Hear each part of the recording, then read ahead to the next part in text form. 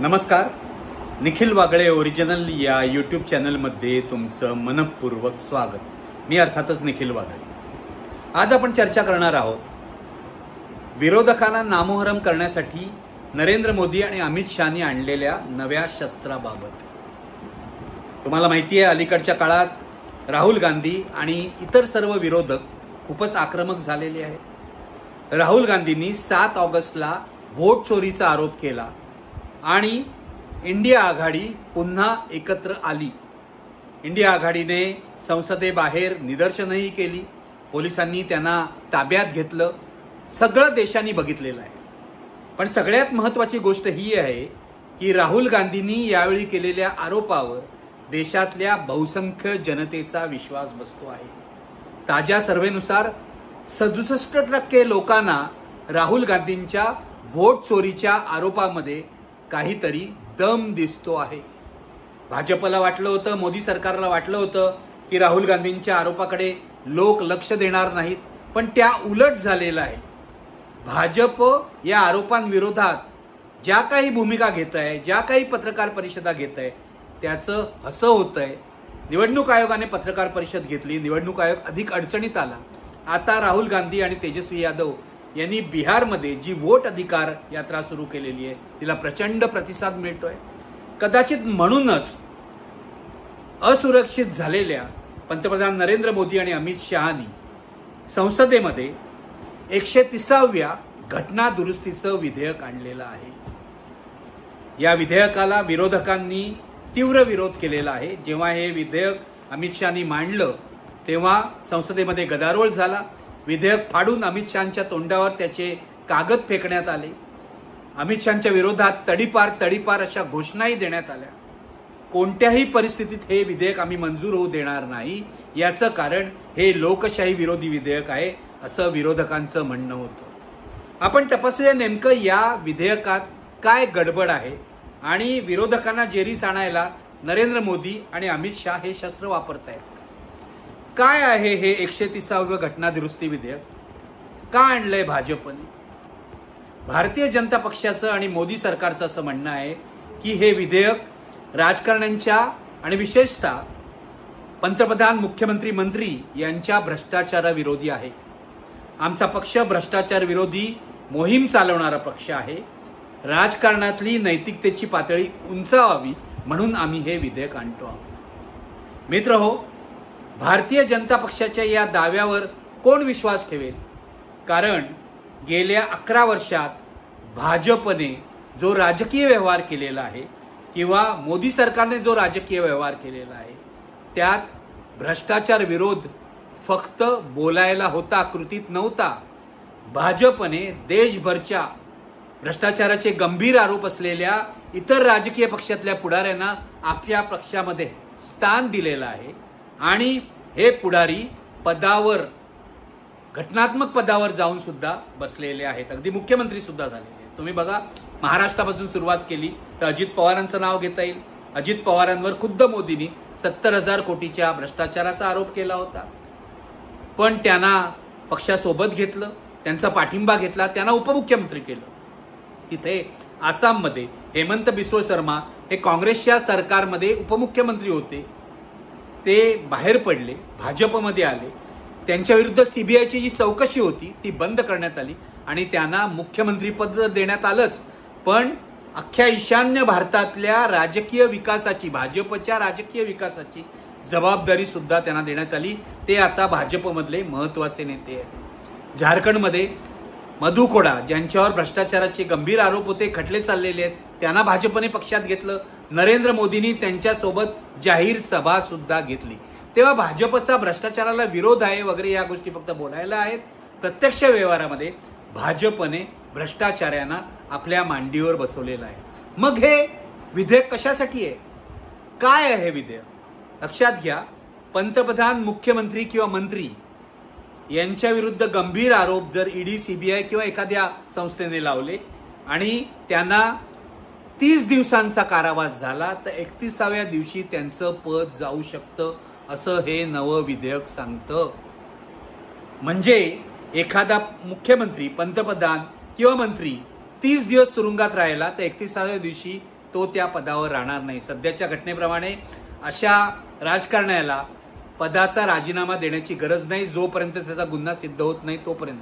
पण आता तो 30 दिवसात जर तुरुंगाबाहेर नाही आला, 30 दिवस तुरुंगात राहिला, 30 दिवस त्याला बेल नाही मिळाला, तर 31व्या दिवशी त्याचं पद जाऊ शकतं. ही अत्यंत धोकादायक अशी घटना दुरुस्ती आहे. या सगळ्यांना पंतप्रधान जरी त्यात घातलेलं असलं तरी नरेंद्र मोदी यांच्या विरुद्ध ईडी सीबीआयची चौकशी या राजवटीत होईल ही शक्यता नाही. नंतरच्या काळामध्ये कोण पंतप्रधान येईल, त्यांचा पक्ष, त्यांचं सरकार त्यांच्याच विरुद्ध चौकशी करेल आणि त्यांना तुरुंगात पाठवेल आणि 30 दिवस ते तुरुंगात राहतील याची शक्यता नाही. त्यामुळे पंतप्रधानांचा उल्लेख या विधेयकामध्ये केवळ नावादाखल आहे. खरा मुद्दा असा आहे की मुख्यमंत्री 30 दिवस राहिले तुरुंगामध्ये किंवा मंत्री राहिले तर त्यांचं पद जाऊ शकतं. याचं लक्ष जे आहे, याचं जे टार्गेट आहे ते विरोधी पक्षांची सरकार आहे. तुम्हाला माहिती आहे अलीकडेच अरविंद केजरीवाल तुरुंगात गेले. तुरुंगात गेल्यावर सुद्धा त्यांनी राजीनामा द्यायला नकार दिला आणि न्यायालयाने सुद्धा त्यांच्या भूमिकेला विरोध केला नाही. त्यांना राजीनामा द्या असं सांगितलं नाही, कारण अशी तरतूद भारतीय घटनेमध्ये नाही. अरविंद केजरीवाल तुरुंगात गेले, अनेक दिवस, 30 दिवसापेक्षा जास्त दिवस तुरुंगात राहिले. नंतर त्यांच्यावरचा कुठचाही गुन्हा सिद्ध तर झालाच नाही, अजून केस सुरू आहे, पण त्यांच्या विरुद्ध पुरेसे पुरावे नाहीत असं कोर्टाने म्हटलं. दुसरं उदाहरण आहे सत्येंद्र जैन यांचं. आपचेच मंत्री होते, त्यांनी राजीनामा दिला, हे लक्षात घ्या. अटक झाल्यावर राजीनामा दिला. आता असं बाहेर आलेलं आहे की त्यांच्या विरुद्ध कोणताच पुरावा नाही म्हणून सीबीआयने क्लोजर रिपोर्ट दिलेला आहे. मग अशा माणसांनी काय करायचं? 30 दिवस तुम्ही खोट्या आरोपाखाली जर तुरुंगात राहिलात तरी सुद्धा तुमचं पद जाणार आहे. भारतीय जनता पक्ष हे हत्यार, हे अस्त्र विरोधकांविरुद्ध वापरेल, विरोधकांची सरकार पाडायला याचा उपयोग करेल असा आरोप होतोय आणि ज्यामध्ये पूर्णपणे तथ्य आहे. भाजपने हे केलंय गेल्या काही दिवसामध्ये. तिथे झारखंडमध्ये हेमंत सोरेन यांनी जमीन बळकावल्याचा आरोप केला, त्यांच्या विरुद्ध ईडीने चौकशी सुरू केली, त्यांना तुरुंगात पाठवलं, त्यांनी राजीनामा दिला नैतिकतेच्या मुद्द्यावर. नंतर कोर्टाने म्हटलं की यांच्या विरुद्ध पुरावा नाही, यांनी जमीन बळकावली वगैरे असं काही दिसत नाहीये. ते बाहेर आले, त्यांना जामीन मिळाला. मधल्या काळात भाजपने हेमंत सोरेन यांचं सरकार पाडण्याचा प्रयत्न केला. तो यशस्वी झाला नाही, पण पाडण्याचा प्रयत्न केला. अशा प्रकारे विरोधी पक्षाची सरकार पाडण्यासाठी मुख्यमंत्र्यांविरुद्ध गंभीर आरोप करा, त्यांच्या विरुद्ध ईडीची चौकशी लावा, सीबीआयची चौकशी लावा, इन्कम टॅक्स डिपार्टमेंट लावा, त्यांना तुरुंगात पाठवा. PMLA लावला तर 30 दिवसात काही त्यांना बेल मिळत नाही, अधिक दिवस राहावं लागतं. म्हणजे 31व्या दिवशी अशा प्रकारे विरोधी पक्षाचे मुख्यमंत्री जाऊ शकतात, मंत्री जाऊ शकतात, विरोधी पक्षाची सरकार पडू शकतात. हा सरळ विरोधी पक्षांच्या विरोधातला कट आहे असा आरोप विरोधी पक्षाचे खासदार करतायत आणि त्यामध्ये तथ्य आहे, लक्षात घ्या. हे मोदी शहांचं नवं अस्त्र आहे विरोधी पक्षांविरुद्ध. मोदी शहांनी अनेक अस्त्र वापरलेली आहेत. ईडी वापरलं, सीबीआय वापरलं, IT डिपार्टमेंट वापरलं. काय झालं बघा, ईडीने अनेक केसेस केल्या. ईडीने आजपर्यंत 5000 केसेस केल्या, यापैकी 10% केसेस सुद्धा फायनल कन्क्लुजनला पोचलेलं नाहीये, शिक्षा झालेली नाहीये. 5000 केसेस पैकी 10% केसेसमध्ये सुद्धा शिक्षा झालेली नाहीये. हा ईडीचा सक्सेस रेट आहे. अशा परिस्थितीत हे नवं विधेयक आलं, 130वं घटना दुरुस्ती विधेयक, ज्यामध्ये मी मगाशी सांगितल्याप्रमाणे 31व्या दिवशी पद जाऊ शकतं. तर ईडी सीबीआयचा वापर होईल विरोधी पक्षांविरुद्ध, 30 दिवस त्यांना तुरुंगात ठेवलं जाईल आणि 31व्या दिवशी त्यांची सरकारं पाडली जाऊ शकतात. ही भीती विरोधकांना वाटते. तामिळनाडूचे मुख्यमंत्री स्टॅलिन असतील, तृणमूलच्या ममता बॅनर्जी असतील, सर्व विरोधी पक्षाच्या मुख्यमंत्र्यांनी आणि प्रमुख नेत्यांनी या विधेयकाला विरोध केलेला आहे. मुद्दा असा आहे, हे विधेयक मांडलं अमित शहानी, पण ते आता संयुक्त संसदीय समितीकडे विचारार्थ पाठवलेलं आहे. त्यावर सूचना देईल संयुक्त संसदीय समिती. काय सूचना देईल आपल्याला माहित नाही, काय सुधारणा सुचवेल आपल्याला माहित नाही, पण हिवाळी अधिवेशनापर्यंत त्यांना मुदत दिलेली आहे. हे का केलंय? जर विधेयक मांडायचं तर ते मंजुरीसाठी का टाकलं नाही, संयुक्त संसदीय समितीकडे का पाठवलं? याचं कारण मोदी सरकारला हे विधेयक मंजूर होईल याची खात्री वाटत नाही. लक्षात घ्या, मोदी सरकारला हे विधेयक जर मंजूर करून घ्यायचं असेल तर 2/3 बहुमत पाहिजे. याचं कारण 130वी घटना दुरुस्ती आहे. हे साधंसुधं विधेयक नाही. हे एखादं विधेयक कायदा होतो त्याचा, तसं विधेयक नाही. ही घटना दुरुस्ती आहे. यासाठी 2/3 बहुमत पाहिजे. आज काय परिस्थिती आहे बघा.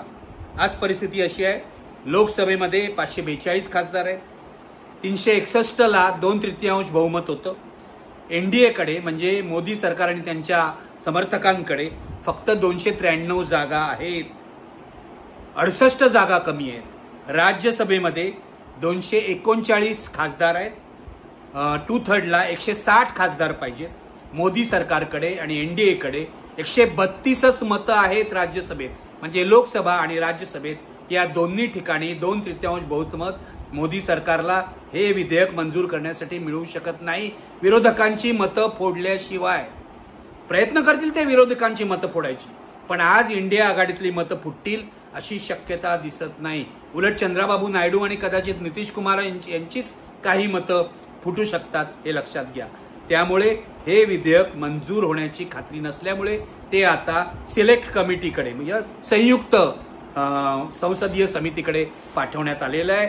दोन्ही सभागृहामध्ये नरेंद्र मोदींना 2/3 बहुमताचा पाठिंबा मिळणं शक्य नाही. म्हणून हे लक्षात घ्या. मी अनेक गोष्टी या आधी सुद्धा तुम्हाला सांगितलेलं आहे. मोदी सरकार कशा प्रकारे विरोधकांना हैराण करते आणि तुम्ही सुद्धा बघितलं, गेल्या 11 वर्षामध्ये ईडी वापरलं, सीबीआय वापरलं, इन्कम टॅक्स वापरलं. महाराष्ट्रामध्ये अनेक केसेस आहेत. म्हणजे अनिल देशमुख तुरुंगात गेले, संजय राऊत तुरुंगात गेले, काहीही सिद्ध झालं नाही. जामिनावर बाहेर आले. आता पुढे खटल्याची सुनावणी सुद्धा होत नाही. ही परिस्थिती आहे. प्रत्येक राज्यात विरोधकांविरुद्ध ही हत्यारं वापरलेली आहेत मोदी सरकारने. महाराष्ट्रामध्ये तर फडणवीस सरकारने जनसुरक्षा कायदा मंजूर केलेला आहे. हा सुद्धा कायदा विरोधकांविरुद्ध वापरला जाईल. अर्बन नक्सल म्हणून विरोधकांना टार्गेट केलं जाईल अशी भीती व्यक्त केली जाते. आता हे आणखी एक विधेयक आहे, 130वी घटना दुरुस्ती. हे विधेयक विरोधकांवर दबाव टाकण्यासाठी आहे.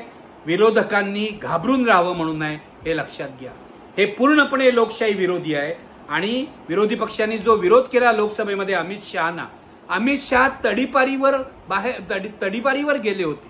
तडीपारीची शिक्षा झाली होती त्यांनी राजीनामा दिला असं ते म्हणतात.